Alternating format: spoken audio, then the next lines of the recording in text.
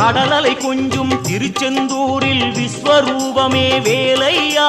பழமுதி சோலை அறுபடை வீடும் புண்ணிய தரிசனம் முருகையா திருநீர் அணிந்து வரும் போது நெஞ்சில் நிம்மதி பிறக்குது கந்தையா சுகனே சிவனார் மகனே உன்னை பாட பாட சுகமாகுதையா வேல் முருகா அரோகரா அரோகரா வேல் முருகா